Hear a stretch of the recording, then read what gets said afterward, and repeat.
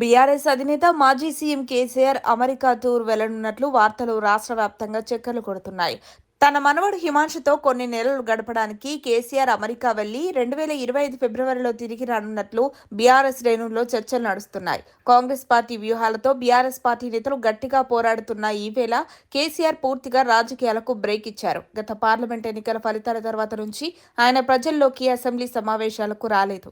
4-5 నెలల నుంచి farm house కి పరిమితమయ్యారు. ఇప్పుడు చడి చప్పుడు కాకుండా మాజీ సీఎం కేసీఆర్ అమెరికా వెళ్తున్నట్లు వస్తున్న వార్తలు తెలంగాణ రాజకీయ వర్గాల్లో చర్చనీయాంశమయ్యాయి.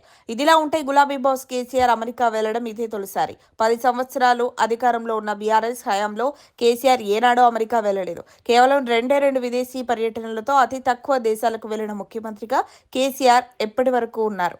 వారు తెలంగాణ ముఖ్యమంత్రి హోదాలో సింగపూర్, చైనా మాత్రమే వెళ్లారు. ప్రస్తుతం ఆ పార్టీ కార్యకలాపాలన్నీ వర్కింగ్ ప్రెసిడెంట్ కేటీఆర్, హరీష్ రావులే చూసుకుంటున్నారు.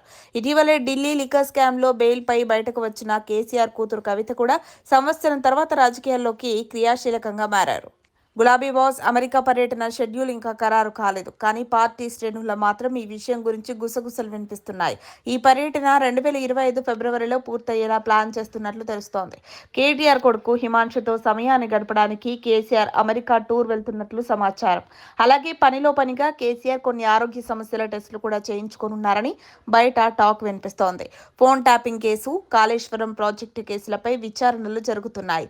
ఈ సమయంలో కేసీఆర్ అమెరికా వెళ్లడం అంటే అసలు ఇది సాధ్యమేనా, లేక రేవంత్ సర్కార్ కేసీఆర్ అమెరికా పర్యటనకు బ్రేక్ వేస్తోందా అనే పలు అనుమానాలు ప్రజల్లో వ్యక్తమవుతున్నాయి. ఫోన్ ట్యాపింగ్ కేసులో కీలక నిందితుడు ఇంటెలిజెన్స్ మాజీ చీఫ్ ప్రభాకర్ రావు కూడా అమెరికాలోనే ఉన్న సంగతి మనందరికీ తెలిసిందే. అసెంబ్లీ సమావేశాలకు కూడా రాని కేసీఆర్ మనవడితో గడపడానికి అమెరికా వెళ్తున్నాడంటే ప్రజల్లో అనేక అనుమానాలు, విమర్శలు వెల్లువెత్తుతున్నాయి. బీఆర్ఎస్ ప్రభుత్వం అధికారంలో ఉన్నప్పుడు పలువురి రాజకీయ ప్రముఖుల ఫోన్లు ట్యాపింగ్ చేసిందని పలు ఆరోపణలు కూడా ఉన్నాయి. ఇంటెలిజెన్స్ మాజీ చీఫ్ ప్రభాకర్ రావు, సిఐ ప్రణీత్, భుజంగరావు, రాధాకిషన్ రావులు ఫోన్ ట్యాపింగ్ కేసులో ప్రధాన నిందితులుగా పోలీస్ కస్టడీలో ఉన్నారు. ఈ కేసును ప్రస్తుతం సిట్ ఇన్వెస్టిగేషన్ చేస్తోంది. ఈ కేసులో ఇన్వాల్వ్ అయిన ఇంటెలిజెన్స్ మాజీ చీఫ్ ప్రభాకర్ రావు అమెరికాలో ఉన్నారు. ఈ సమయంలో మాజీ సీఎం కేసీఆర్ అమెరికా పర్యటనకు వెళ్లడం సాధ్యమవుతుందా లేదా, రేవంత్ సర్కార్ ఏమైనా అడ్డుపడుతుందా అనే సందేహాలు కూడా వెల్లువెత్తుతున్నాయి.